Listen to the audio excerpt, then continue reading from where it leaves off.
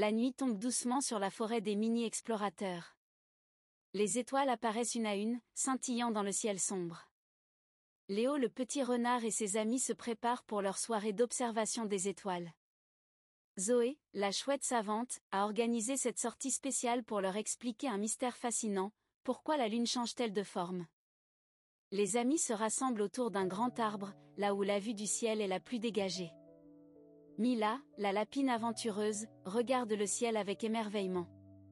Regardez comme la lune est belle ce soir, dit-elle en pointant du doigt. Elle est toute ronde et brille comme un énorme bijou. Oscar, l'ours gentil, plisse les yeux en observant la lune. Parfois, je la vois toute mince, comme une tranche de pomme, mais ce soir, elle est vraiment immense, ajoute-t-il en hochant la tête.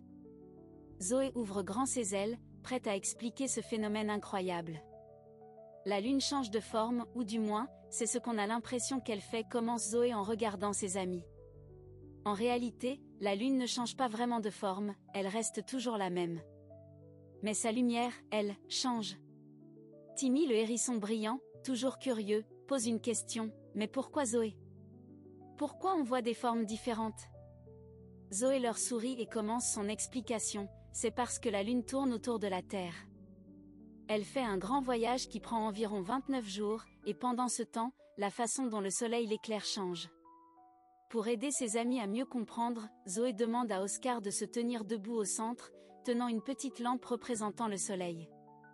Elle place une pierre plate, qu'elle appelle la lune, devant Oscar, puis elle et les autres se déplacent autour d'Oscar pour illustrer le mouvement de la lune autour de la Terre.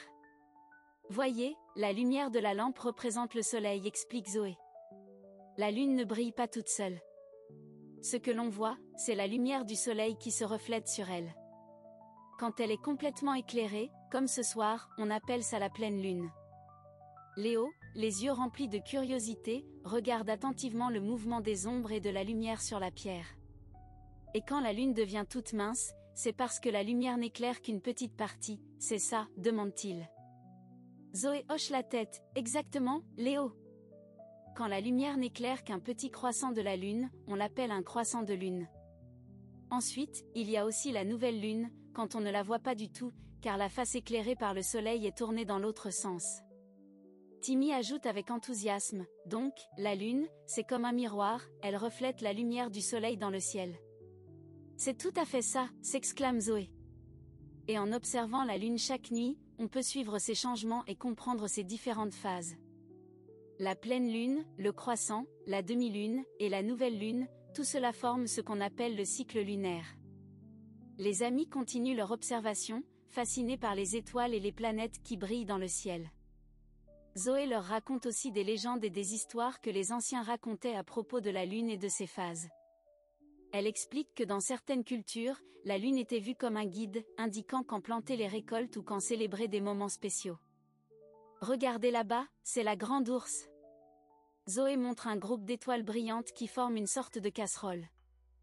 Les mini-explorateurs apprennent à repérer les constellations tout en continuant d'observer la lune et ses changements. Alors que la nuit avance, Zoé encourage ses amis à dessiner la lune dans un carnet d'observation. Essayez de dessiner ce que vous voyez ce soir, dit-elle.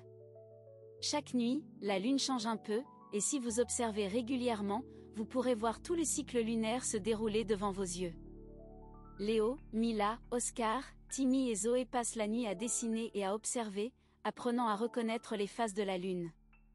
Ils se promettent de se retrouver chaque soir pour voir comment la lune change et pour partager leurs découvertes. Et ainsi, les mini-explorateurs apprennent non seulement les mystères de la lune, mais aussi l'importance d'observer et de comprendre le monde naturel qui les entoure. Ils réalisent que la nature a beaucoup à leur offrir s'ils prennent le temps de regarder et d'apprendre. Avant de se quitter, Zoé leur dit: la prochaine fois, on explorera un autre mystère du ciel nocturne, alors soyez prêts. Les amis, épuisés mais heureux, rentrent chez eux avec des étoiles dans les yeux et des rêves de découvertes futures. Alors, chers petits explorateurs qui écoutent cette histoire, la prochaine fois que vous verrez la lune, rappelez-vous, elle a bien des secrets à vous révéler, si vous prenez le temps de la regarder.